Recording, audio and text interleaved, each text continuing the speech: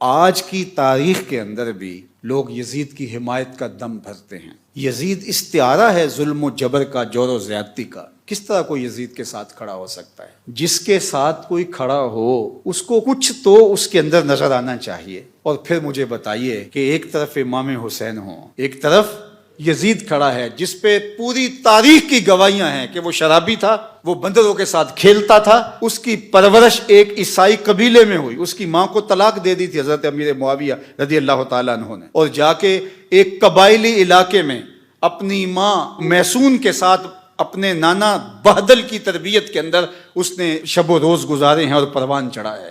ایک وہ ہے، اور دوسری طرف جس نے حضور کا لعاب لیا، حضور کے کندھوں پہ کھیلا، آغوش میں پرورش پائی، حضور علیہ السلام کے کندھوں پہ سوار ہوا، حضور سجدے میں ہیں تو حالت سجدہ میں حضور کی پشت پہ بیٹھا، حضور علیہ السلام کی قربت کا نور پایا، جس کے گھر کا دروازہ مسجد نبوی کے اندر کھلتا تھا، وہ حسین ہے۔ اور پھر حضور نے خبر کیا دی؟ حسن اور حسین جنتی جوانوں کے سردار ہیں، سیدہ شباب اہل الجنہ۔ ایک طرف وہ کھڑا ہے جس کو حضور کی زبان سے جنتی جوانوں کا سردار کہا گیا، اور دوسری طرف ایک ایسا شخص کہ جس کی زندگی گناہوں سے، بدکاریوں سے، شریعت کی خلاف ورزیوں سے، جور و جبر، ظلم اور زیادتیوں سے بھری پڑی ہے۔ دوسری جانب وہ کھڑا ہے، میں تو نہیں موازنہ کرتا، موازنہ ہے ہی نہیں، چے نسبت خاک را بعالم پاک، کہاں حسین ابن علی اور کہاں یہ ناپاک شخص۔ اب اگر کوئی یزید کے لیے نرم گوشہ رکھتا ہے تو 100 بار رکھے۔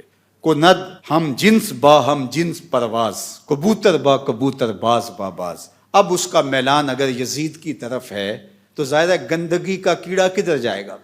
گندگی کا کیڑا پھولوں کی طرف تو نہیں آ سکتا، اس لیے جس کی جو جنس ہوگی اس کو وہیں قرار ملے گا۔ میں کہتا ہوں تمہیں یزید مبارک، ہمیں حسین ابن علی مبارک۔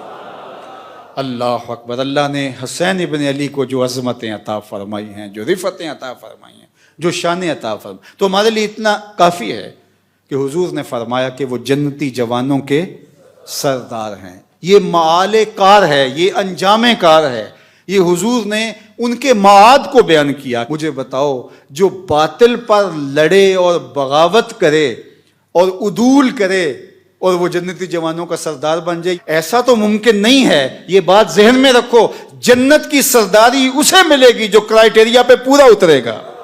یہ رب کا نظام ہے۔ جو جنتیوں کا سردار ہے اس کے سجدے دیکھو، اس کا رکوع دیکھو، اس کا قیام دیکھو، اس کی عبادتیں دیکھو۔ کسی نے کہا کہ حسین ابن علی نے شہزادوں کی طرح زندگی گزاری اور کربلا میں آ کے شہید ہو گئے۔ او میاں تم بھول گئے ہو، 26 ہجری میں کون تھا جس نے طرابلس کی جنگ لڑی تھی؟ 30 ہجری میں جنگ جرجان کے لیے کون گیا تھا؟ کون تھا جو میمنہ اور میسرہ پہ اپنے بھائی کے ساتھ کھڑا ہوتا رہا؟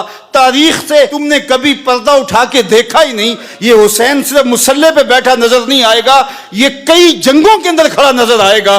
حسین ابن علی نے جنگیں بھی لڑی ہیں اور سجدے بھی کیے ہیں، اور جو سجدہ حسین نے کیا آج تک کوئی کر ہی نہیں سکا ہے۔ اللہ اکبر۔ حسین ابن علی نے سجدہ کیا ہے اور حالت سجدہ میں ان کا سر دست قاتل نے کاٹا ہے۔ ہمارے لیے باعث فخر ہے کہ ہم حسین ابن علی کے ماننے والے ہیں، اور قیامت کے دن حسین ابن علی کے جھنڈے کے سائے تلے ہوں گے۔ یہ ہمارا اعزاز ہے، یہ ہمارا فخر ہے۔ اہل بیت کا پیار کتابوں سے نہیں ملتا۔ دین مجو اندر کتب اے بے خبر، علم و حکمت از کتب دین از نظر۔ تو یہ بات سن لو، پلے باندھ لو، اہل بیت رسول کا پیار یہ تمہاری تحقیق کا نتیجہ نہیں ہو سکتا، یہ کتابوں کی کتابیں پڑھ جانے کے نتیجے میں نہیں ہو سکتا۔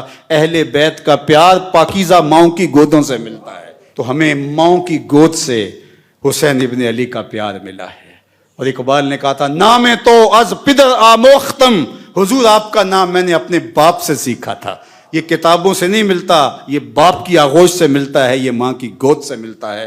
اللہ تعالیٰ اہل بیت رسول کی محبت ہمارے رگ و ریشہ میں محو نفوذ کر دے۔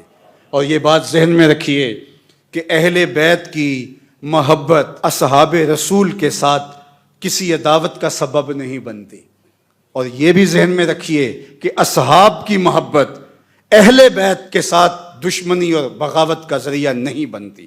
اہل بیت نبوت بھی ہماری آنکھوں کے تارے ہیں، اور اصحاب پیمبر بھی ہمارے دلوں کا قرار اور سکون ہے۔ اور صحابہ کے لیے اہل بیت کی محبت دیکھیے، اور اہل بیت کے لیے صحابہ کی محبت دیکھیے۔ صحابہ اگر اہل بیت کو حضور کے کندھوں پہ دیکھتے ہیں تو حضرت عمر کیا بول رہے ہیں؟ واہ واہ کیسی سواری میسر آئی حسنین کو۔ تو حضور مسکرا کے کہتے ہیں عمر سواری دیکھتے ہو، سوار بھی تو دیکھو۔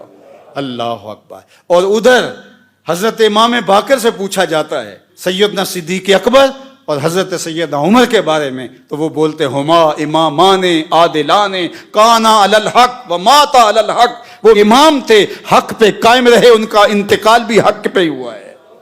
تم نے کہاں سے دین لیا ہے؟ اقبال بولا تو کہ نشناسی خفیرہ از جلی ہوشیار باش، اے گرفتار ابو بکر و علی ہوشیار باش۔ کہا یہ تیرے ساتھ ایک دھندا کیا گیا ہے کہ دو کو الگ الگ، جو حضور علیہ الصلوۃ والسلام کے سینے سے پھوٹتی ہوئی ضیائیں تھیں، مشکات نبوت کا نور تھی، حضور کی تربیت کا عکس تھے، ایک حضور کا خون ہے، ایک حضور کی تربیت کا رنگ ہے، ان دونوں کو الگ الگ خانوں میں بانٹ دیا گیا، اور یہ امت کو تقسیم کرنے کا ایک مکروہ دھندا تھا۔ تو کہ نشناسی خفیرہ از جلی ہوشیار باش، اے گرفتار ابو بکر و علی ہوشیار باش۔